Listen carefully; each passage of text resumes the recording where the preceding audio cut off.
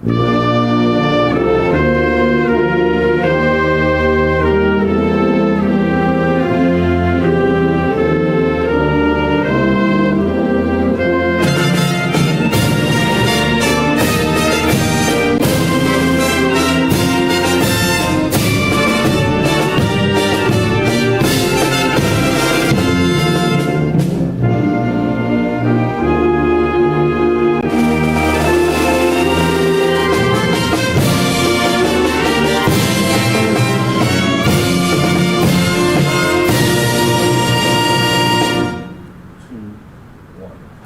evening, citizens of St. Lucia. Let me first, on behalf of the government and people of St. Lucia, convey my deepest support and solidarity to our brothers and sisters in Jamaica, Haiti, and the Bahamas as they emerge from their deadly experience with Hurricane Melissa. Every year, in our beautiful part of the world, we are reminded of the fragility of life and the ferocity of nature. But we have been nurtured in struggle and survival, and with community, we will survive. When I was sworn in as Prime Minister on July 28, 2021, I promised to serve not some of the people, but all the people. I made a pledge that the St. Lucia Labour Party, although the winners of the general elections, would have to manage an inclusive, equitable and just society. 4 years later, I'm proud of how far we have come, despite the odds that were stacked against us. It is a reflection of what happens when leadership is honest, truthful and sincere, when vision is steady, and when service is guided by putting one simple principle: putting people first. The Labour way. We did not just promise change, we delivered it together. When we came into office in 2021, our country was on its knees. Our country was already crippled by mismanagement, corruption, and recklessness. Businesses were closing, people were losing jobs, and faith in government had been destroyed. You trusted the St. Lucia Labour Party to put you first and renew hope in government. And I can say with pride, we did not just promise change, we delivered it together. Ladies and gentlemen, in July 2021, our economy was in decline. Allow me to illustrate the state of our national debt when the St. Lucia Labour Party lost the 2016 elections and returned in 2021. The Economic and Social Review 2024, Table 46, page 141, outlines the national debt of St. Lucia and other outstanding payables. In 2016, when the United Workers' Party were elected into office, the national debt was 60.9% of GDP. Outstanding payables due to local suppliers was 22.9 million. In 2021, under the United Workers' Party government, even with a rebased GDP, the national debt was 81.9%, an increase of 20% under the United Workers' Party government. Outstanding payables due to local suppliers escalated to 130.5 million, an increase of 469% over 2016. In 2024, under the SLP government, the national debt is 73.5%, a reduction of 8% from 2021.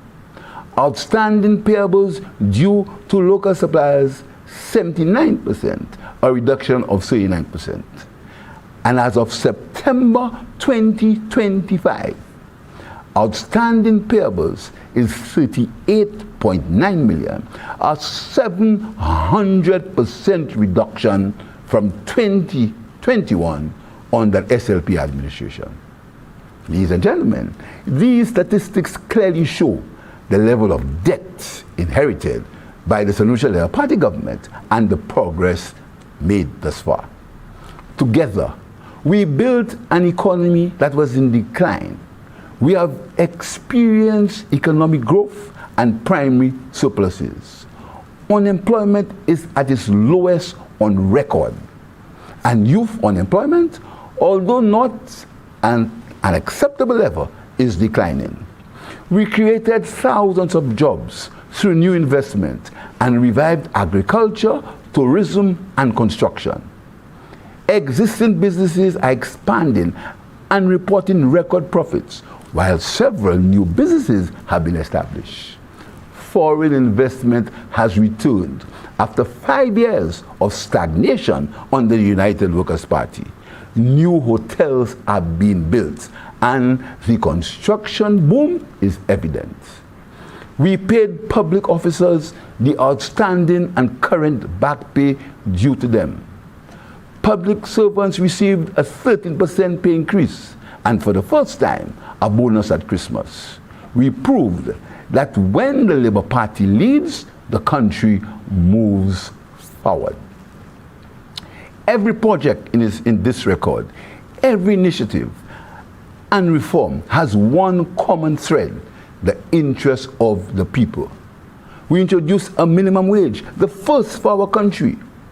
When we increased pensions, we did it to bring dignity to those who had built this nation.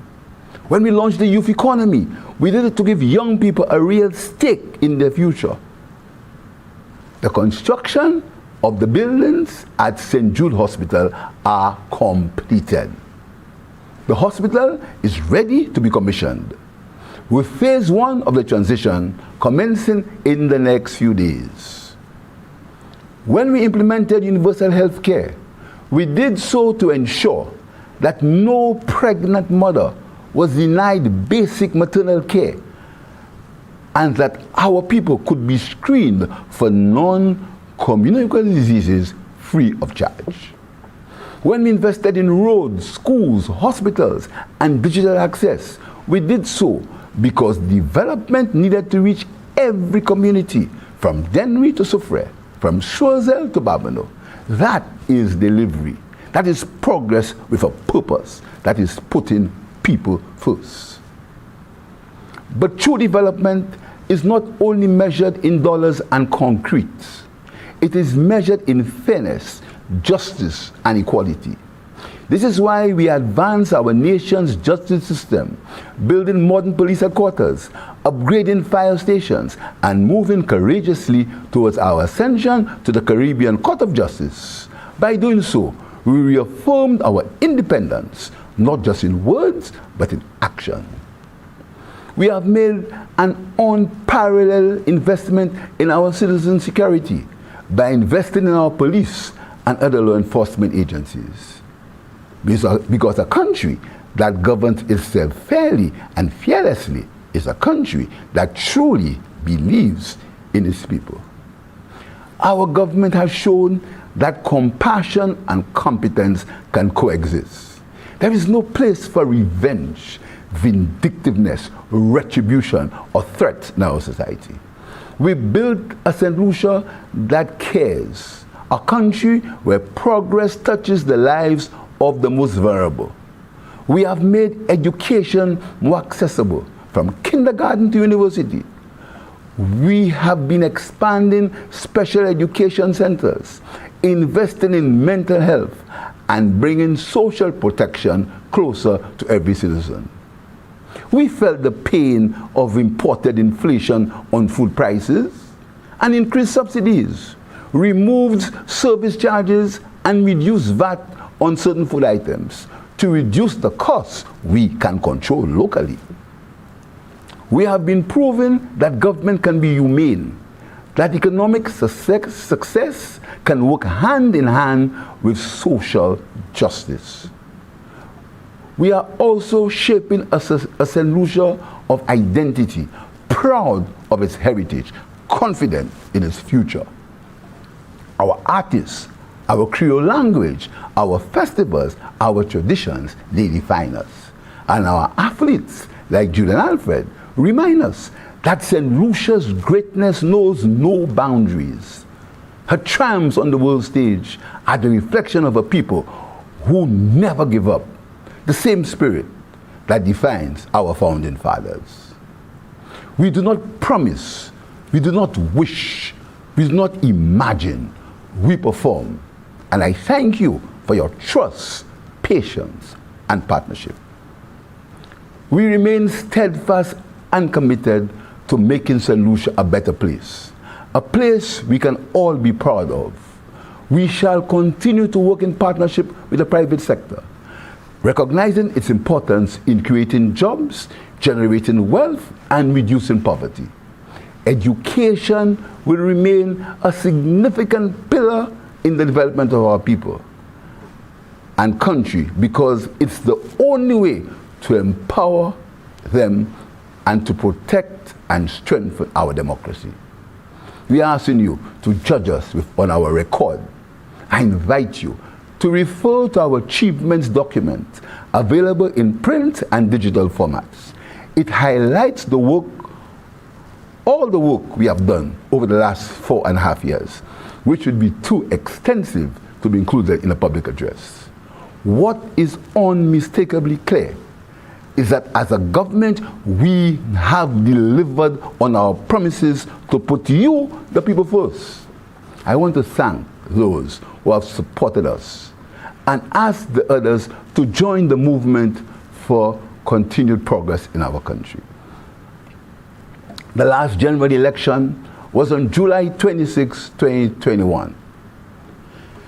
The Constitution of St. Lucia says in section 55(2) that Parliament, unless sooner dissolved, shall continue for 5 years from the date of the first sitting of the House after any dissolution, and shall then stand dissolved. This would mean that general elections are constitutionally due for the latest 3 months after the first sitting of Parliament, which was held on 12 August 2021. In effect, general elections are not constitutionally due until November 12, 2026. Confident that we have delivered what we had promised, and the need to carry on with the normal business of government, today I advise the Governor General to dissolve the Parliament of St. Lucia tomorrow, Monday 10th November 2025, and to issue writs of elections to pave the way for the general election. The general election will be held on Monday, 1st December 2025. Nomination day will be Friday, 21st November 2025. I thank you.